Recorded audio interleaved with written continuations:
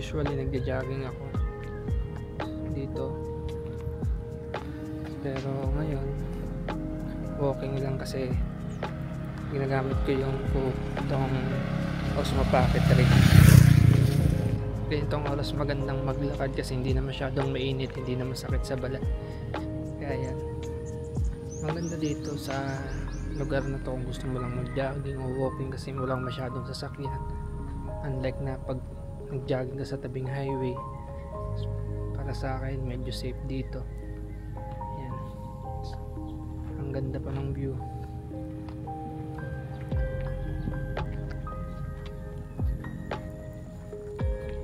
Tapos yan, irrigation yan dito,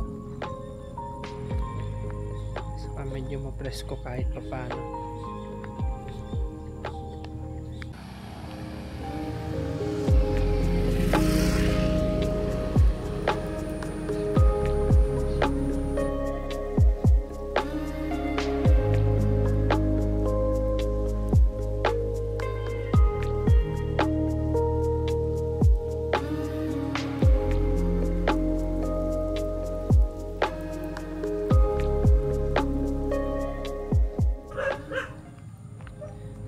Siguro isa sa mga natutunan ko nung nagsimula akong mag-vlog, akala ko kapag may camera ka pwede ka nang magsimula, kapag start ka na okay na, kompleto na. Pero kapag mag-vlog ka pala, kailangan mo din isipin yung mga accessories isama mo sa budget mo.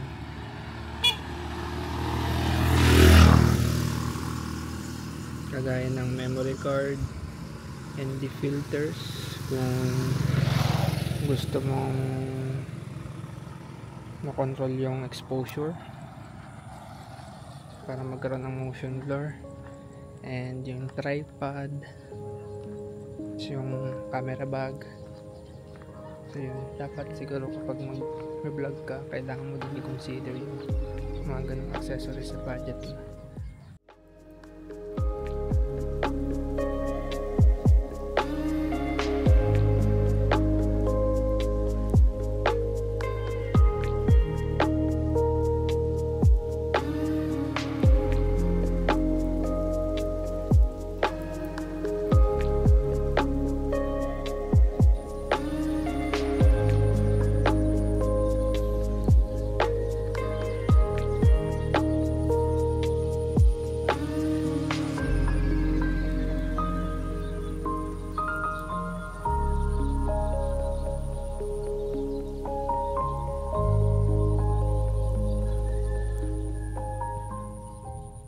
Nag-vlog ako kasi ito talaga yung gusto kong gawin, na gusto kong subukan. Talaga mahilig akong kumuha ng mga larawan. Ang gamit ko pa na ay Fujifilm X-A3. Tapos pero hanggang ngayon gumagana pa yon. Minsan ginagamit ko pa din pagkuha ng mga pictures. Pero bihira na lang kasi bihira na lang din ako lumabas ng bahay. Yun talaga ang una kong nagustuhan, ang magpicture ng magpicture. So yung mga old photos ko nandun sa luma kong Facebook na sa kalukuyan na naka-deactivate. Pero meron na din naman akong Facebook page doon ko ina-upload yung mga pictures o videos na gusto kong i-share sa public. Tapos meron din akong YouTube and yun, TikTok and Instagram. Pero yung Instagram saka TikTok hindi ako masyadong active dun eh.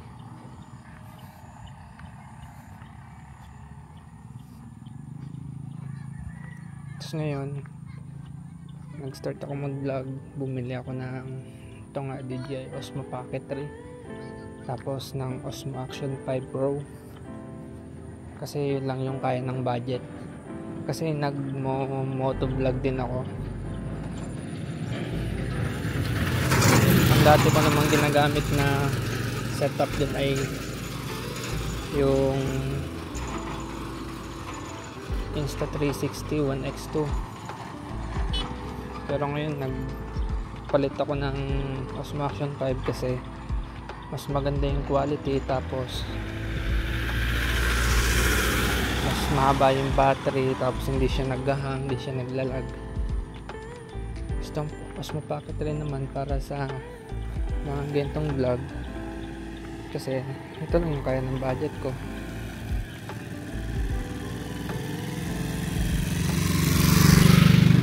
Kung ako talaga ang papipiliin, kung may choice lang ako or kaya kong i-afford, pipiliin ko nang bumili ng hybrid camera kagaya ng A7C2, A7 IV, Lumix S5 2X or Lumix S9, kasi para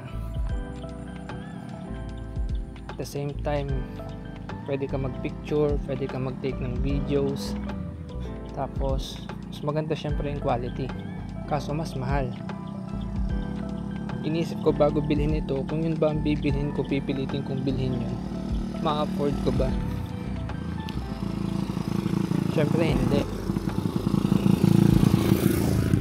Yung una, yung body pa lang nung camera, hindi ko na-afford. Yung mga lens, hindi ko na din afford.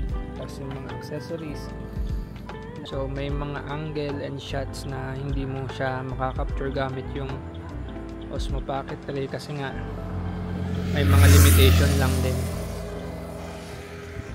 So para sa akin, sana in the future, kung sakaling maging afford ko na yung ganong lens and yung camera na gusto ko na hybrid, is yun ang bibilhin ko.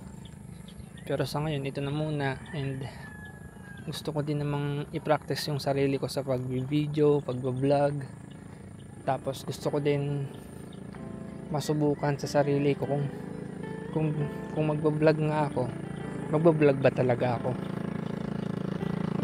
Mag-start ba talaga ako? Or parang panandali ang bugso lang ng kagustuhan ko? Pero sa ngayon, tama naman pala yung nararamdaman ko. Matagal ko na itong gustong gawin, matagal ko nang gustong subukan. Tapos tuwing nag-e-edit ako, nag-upload ako sa social media, maganda sa pakiramdam, ang gaan sa loob. Tapos alam kong yung masaya ako, yung genuine, yung happiness na nararamdaman mo, hindi siya dahil may nakakakita or may nagla-like or may subscriber na nadadagdag. Hindi naman sa ganun, kasi nga konti lang naman yung subscriber ko, konti lang din yung followers ko sa mga social media and YouTube.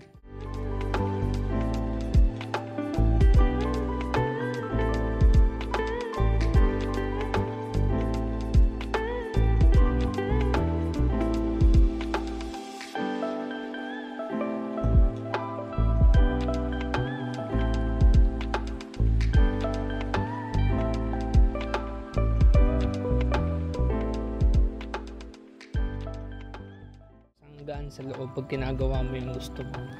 Hindi mo to siya ginagawa kasi gusto mo nang sumikat ka, makilala ka. Ginagawa mo lang siya para sa sarili mo. Saka yun din naman yung goal ko talaga. Nag-vlog talaga ako, hindi naman para sumikat na masyado or magkaroon ng mga daming followers, subscriber, tapos pumasok dun sa standard ng mga gusto ng mga viewers ko or ng mga ibang content creator. Although na-influensyahan naman ako ng mga ibang content creator sa style nila, sa vlogging nila, sa techniques nila, pero kasi nag-vlog ako kasi gusto ko ng freedom, yung walang nagsasabi sa'yo ng kung ano yung dapat mong i-video, kung ano dapat mong sabihin. Yun, yung gano'n. Kung ano yung style mo or technique mo, yung design mo, kung paano ka mag-vlog. Yun yung una ko talagang motivation sa sarili ko. Gagawa ako ng vlog para sa akin.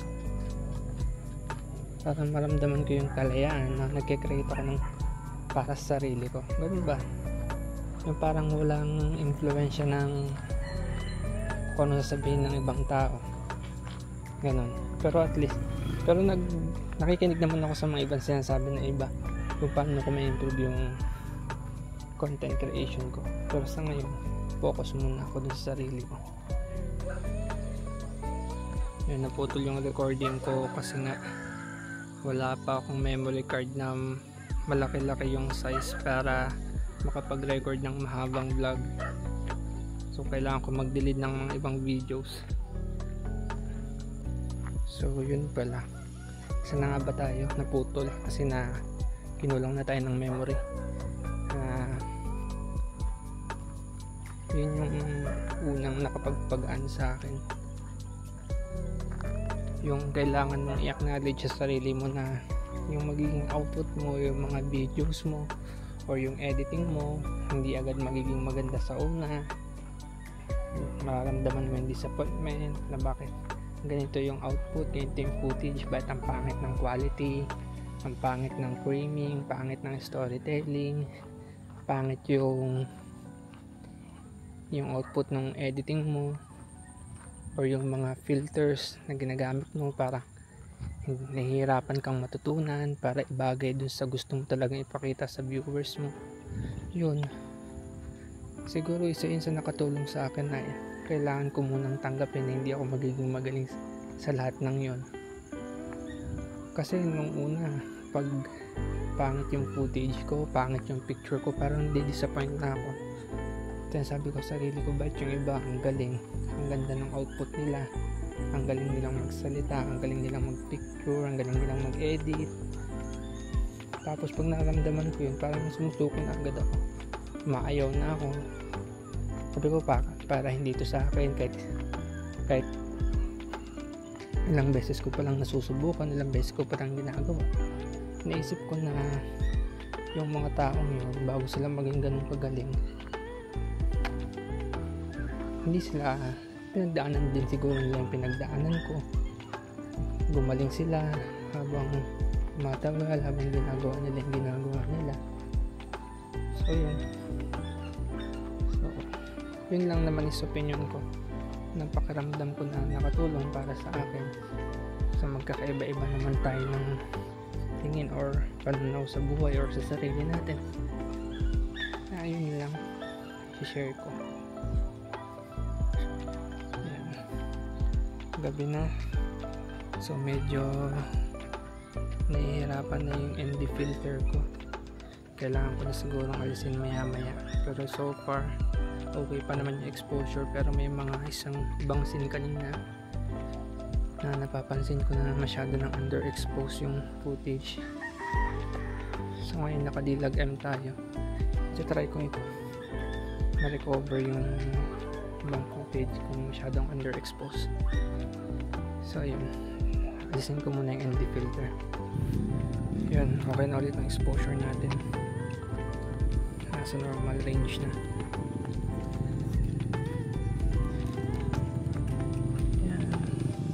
Yan lang naman gusto ko i-share sa inyo, na minsan dito ako nagja-jogging. Ngayon walking lang talaga kasi nga hindi ko alam kung kayang i-handle ng Osmo Pocket or yung stress ng pagtumatakbo.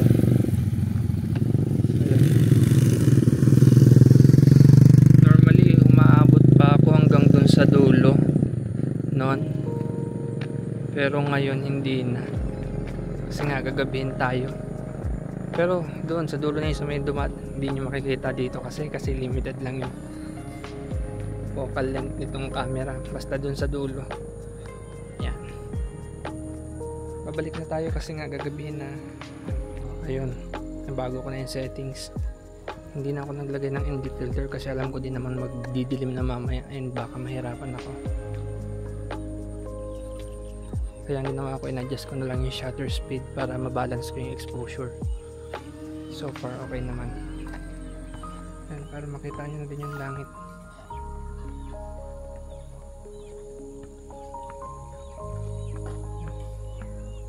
Diba ang ganda? kaya patahimik lang dito. Lalo na pag ganitong hapon. Yan, kita nyo ba yung buwan? Sana nakikita nyo.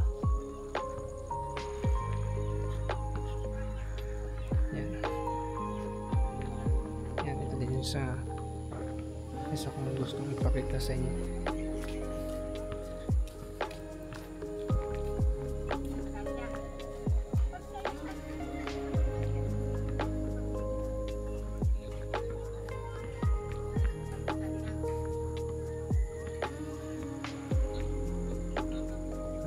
Nakikita nyo ba yung langit?